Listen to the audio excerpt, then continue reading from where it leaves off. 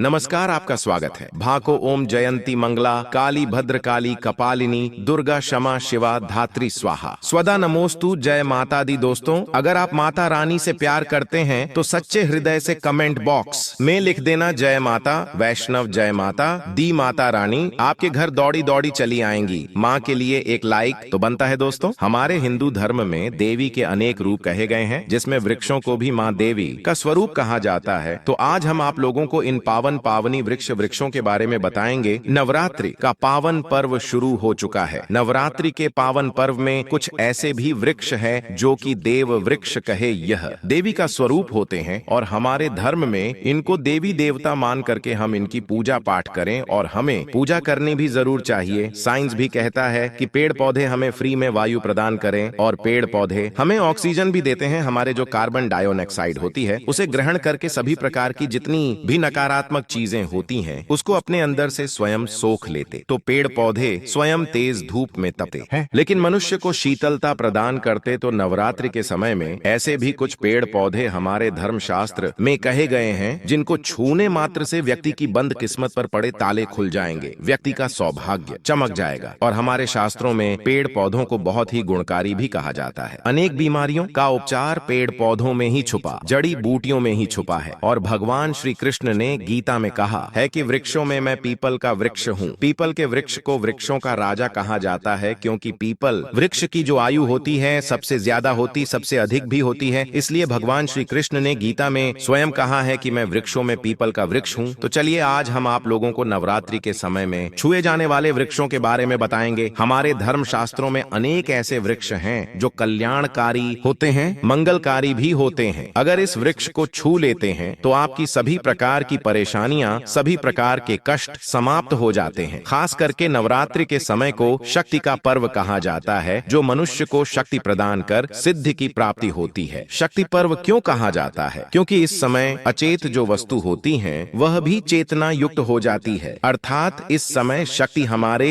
धरती लोक में आ जाती। नवदुर्ग को क्या बोल सकते हैं? हम शक्ति बोल सकते हैं। तो माता रानी इस धरा पर आती है, इस पृथ्वी लोक पर आती है। तो जितने भी पेड़ पौधे हैं, जीव जंतु हैं, जल अचल सभी प्रकार की जो वस्तु है, इन सब में प्राण आ जाते, इन सब में शक्ति निहित हो जाती है, जागृत हो जाती है। तो इस समय कोई भी पेड़ पौधे को जाकर के छूते हैं, खास करके देवी स्वरूप कहे गए जो पेड़ पौधे होते हैं, अगर आप जाकर के इसे छू करके आते हैं तो आपके जीवन की परेशानी है, दुख है, तकलीफ है, कष्ट है, रोग है, परेशानियां हैं, कलह है, क्लेश है, जीवन में चल रही बहुत बड़ी समस्या है, सब समाप्त हो जाती है। आज हम आप लोगों को 3 पौधों के बारे में बताएंगे। ये 3 पौधे देव वृक्ष कहे जाते हैं। तो वीडियो को ध्यान से देखना। अगर आज का वीडियो मिस कर दिया तो सारी जिंदगी आपको पछताना पड़ेगा, क्योंकि नवरात्रि एक ऐसा पर्व होता है, ऐसा समय होता है, केवल 9 दिन के भीतर में आपको लंबी पूजा पाठ करने की जरूरत नहीं पड़ती। केवल 9 दिनों के भीतर ही आप अपनी समस्याओं को, आप अपनी गरीबी को स्वयं अपनी आंखों से समाप्त होते हुए देख सकते। तो हम जिन वृक्षों के बारे में बता रहे हैं, ये सारे वृक्ष आपको अपने घरों के आसपास में बहुत ही आसानी से मिल जाएंगे। तो वीडियो में आगे बढ़ने से पहले, जानकारी बताने से पहले, अभी तक आपने वीडियो को लाइक नहीं किया है तो वीडियो को लाइक कर लीजिए, चैनल को सब्सक्राइब कर लीजिए, साथ ही कमेंट बॉक्स में जय माता दी जरूर लिख दीजिए। तो दोस्तों, कौन से ऐसे 3 वृक्ष हैं जिनको हमें छू करके नवरात्रि के समय में आना है? तो आइए जानते हैं। लेकिन उससे पहले एक खास बात सभी दर्शकों को बताना चाहेंगे कि नवरात्रि के समय में जितने ज्यादा हो सके देव वृक्ष की पूजा जरूर करनी चाहिए। देव वृक्ष में कई प्रकार के वृक्ष आते हैं। चलिए आपको एक एक करके बताते हैं कौन से हैं वो वृक्ष जिन्हें छूने से हमारी गरीबी मिट। तो सबसे पहला जो वृक्ष आता है वो है शमी का वृक्ष। शमी के वृक्ष में स्वयं जगदम्बा का स्वरूप कहा गया। जो शमी का वृक्ष है यह स्वयं जगदम्बा का रूप है। इस पर स्वयं माँ जगदम्बा स्वयं साक्षात विराजमान है। और कोई भी व्यक्ति अगर संध्या काल में नवरात्रि के समय में इसके नीचे धूप दीप जलाता है, धुआं दिखाता है, तो उनके सभी प्रकार की परेशानियां दूर हो जाती। धर्मशास्त्र कहता है कि अगर कोई भी व्यक्ति नवरात्रि के पूरे समय में अगर हो सके, तो अगर आप एक दिन भी करना चाहते हैं तो यह उपाय एक दिन भी कर सकते हैं, षष्ठी या सप्तमी के दिन कर सकते हैं। दोस्तों, हमारे धर्मशास्त्र में कहा गया है कि नवरात्रि के समय में लाल चूड़ी अगर कोई भी व्यक्ति मनोकामना बोलते हुए शमी के वृक्ष में बांधे तो उसे मनोकामना की पूर्ति होती है। लाल चूड़ियां अगर कोई भी महिला जाकर के पहनती है तो उन्हें सौभाग्य की प्राप्ति होती है उनके पति की। कभी भी अकाल मृत्यु नहीं, इसकी जड़ में सिंदूर सिंदूर डालने से व्यक्ति को आरोग्य की प्राप्ति होती है। जो लोग लंबे समय से बीमार पड़े हैं, ऐसे व्यक्ति के जो घर में रहने वाले सदस्य हैं, वह लोग बीमार पड़े हैं, उनके शरीर के 7 बार सिंदूर को उतार करके शमी में डाल सकते हैं, तो उनको रोग जल्दी ठीक हो जाएगा। जो लोग लंबे समय से बीमार पड़े हैं या फिर आप बीमारी से बचना चाहते हैं, निरोग रहना चाहते हैं, तो इसकी जड़ में सिंदूर जरूर डालें। सभी प्रकार की आपके मनोरथ पूरे होगी। आपकी जो दरिद्रता है समाप्त हो जाएगी, छूमंतर हो जाएगी। दोस्तों, आप चाहे तो नवरात्रि के समय में मौली धागा भी शमी के वृक्ष पर बांध सकते हैं। अधिकतर लोग मौली धागा बांधते हैं। मौली धागा बांधने से माता रानी आपसे बंध जाती है। कहने का मतलब यह है कि माता रानी आजीवन आपका साथ देती। यह एक ऐसा वृक्ष है जिसकी छाया में बैठने मात्र से ही मन की सारी उलझने और शरीर की सारी थकान मानो हवा हो जाती है। इसकी पत्तियों की सरसराहट में एक अद्भुत मधुरता है, जैसे कोई दिव्य संगीत बज रहा हो। यह पारिजात का वृक्ष है जिसके बारे में कहा जाता है कि इसकी उत्पत्ति किसी साधारण बीज से नहीं, बल्कि समुद्र मंथन जैसे महाकाव्यात्मक घटनाक्रम से हुई थी। उस समय जब देवों और दानवों ने मिलकर मंदराचल पर्वत को मथनी बनाया और वासुकी नाग की रस्सी बनाकर अमृत की प्राप्ति के लिए समुद्र को मथा, तब उस मंथन से 14 रत्न निकले। उन्हीं अमूल्य रत्नों में से एक था यह पारिजात वृक्ष। जब यह प्रकट हुआ तो समुद्र तट पर एक अलौकिक सुगंध फैल गई, जैसे स्वर्ग की सारी सुवास एक साथ धरती पर उतर आई हो। इसकी देख रेख का दायित्व देवराज इंद्र को मिला, जिन्होंने इसे अपने स्वर्गिक उद्यान नंदन वन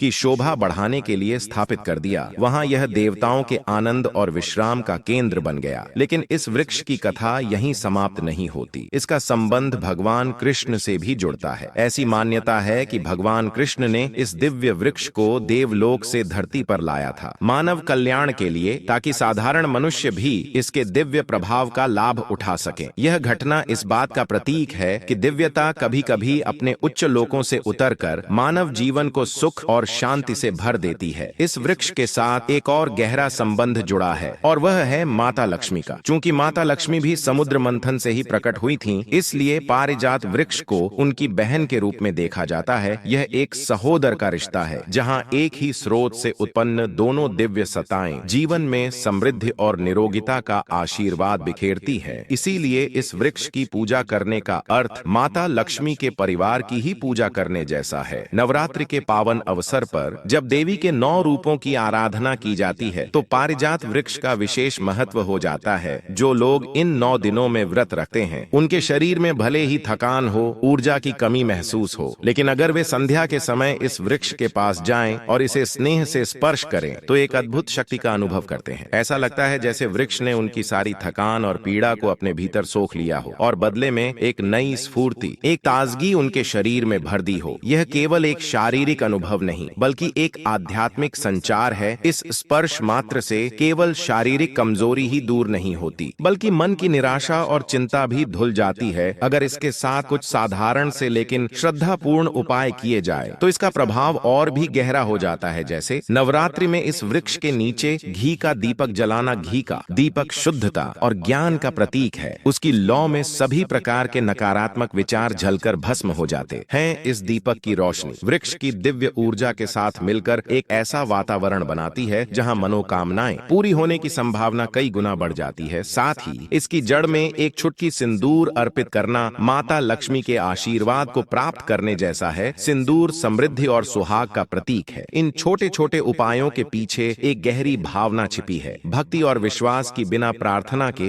बिना एक निश्चल मन के ये सब क्रियाएं अधूरी हैं। जब कोई व्यक्ति इस वृक्ष के सामने खड़ा होकर यह प्रार्थना करता है कि हे देवी स्वरूप वृक्ष, आप हमारी सभी पीड़ाओं को दूर करें, चाहे वह ग्रहों के अशुभ प्रभाव के कारण हो, पितृदोष के कारण हो या धन की कमी का दोष हो, और साथ ही यह कामना करता है कि जिस प्रकार आप लक्ष्मी जी की बहन हैं, उसी प्रकार माता लक्ष्मी का स्थायी वास हमारे घर और जीवन में हो जाए, तो निश्चित ही उसकी यह मनोकामना पूर्ण होती है। यह वृक्ष साक्षात देवी का ही एक रूप है, जो हमारे हर दुख को हरने की शक्ति रखता है। अब बात आती है तीसरे वृक्ष की, जो है बेल का वृक्ष। इसकी उत्पत्ति की कहानी भी कम रोचक नहीं है। स्कंद पुराण में वर्णित कथा के अनुसार एक बार माता पार्वती ने इतनी कठोर तपस्या की कि उनके शरीर से पसीने की बूंदें टपकी। उन्हीं पवित्र बूंदों से धरती पर बेल वृक्ष का जन्म हुआ। इसलिए यह वृक्ष केवल एक पेड़ नहीं, बल्कि माता पार्वती की तपस्या का प्रतीक है, उनकी ऊर्जा का सजीव रूप है। इसीलिए इसे नवदुर्गा का स्वरूप माना गया है। इस वृक्ष वृक्ष की हर भाग में देवताओं का वास है। ऐसा मान्यता है कि इसकी जड़ में ब्रह्मा जी, तने में विष्णु जी और शाखाओं में भगवान शंकर विराजमान है, यानी यह संपूर्ण ब्रह्मांड का एक लघु रूप है। इसके 3 पत्ते जो एक साथ लगते हैं वे त्रिदेवियों महाकाली, महालक्ष्मी और महासरस्वती के प्रतीक हैं। यह वृक्ष ज्ञान, शक्ति और समृद्धि का एक साथ वास है। नवरात्रि में इस वृक्ष की उपासना का विशेष महत्व है। संध्या के समय जब दिन और रात का मिलन होता है तब यह समय विशेष रूप से ऊर्जावान होता है। अगर इस समय शिव मंदिर या नव दुर्गा मंदिर के पास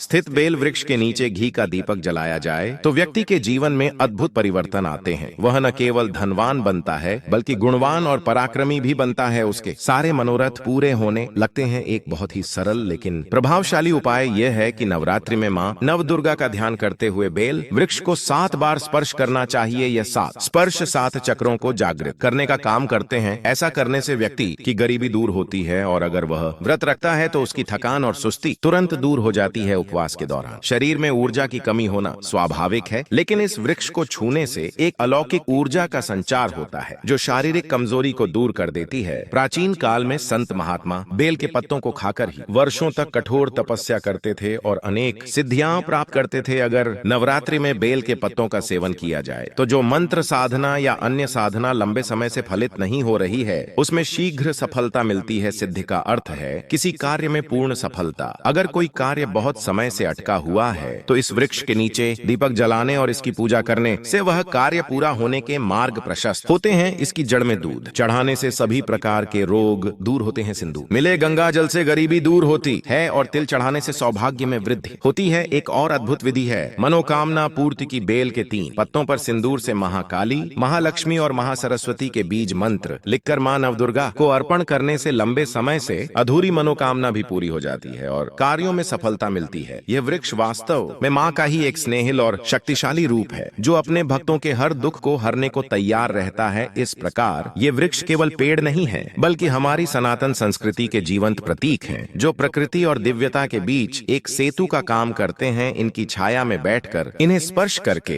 मनुष्य न केवल शारीरिक ऊर्जा प्राप्त करता है बल्कि आध्यात्मिक शांति और मनोवांछित फल की प्राप्ति भी करता है। नवरात्रि का पर्व इनकी शक्ति को और भी बढ़ा देता है जिससे साधक को अपनी साधना में सफलता प्राप्त करने का स्वर्णिम अवसर मिलता है। यह ज्ञान पीढ़ी दर पीढ़ी चला आ रहा है और आज भी उतना ही प्रासंगिक है जितना प्राचीन काल में था। इन उपायों में विज्ञान और आस्था का अनूठा मेल देखने को मिलता है जो मनुष्य के जीवन को सुखमय और समृद्ध बनाने की क्षमता रखता है।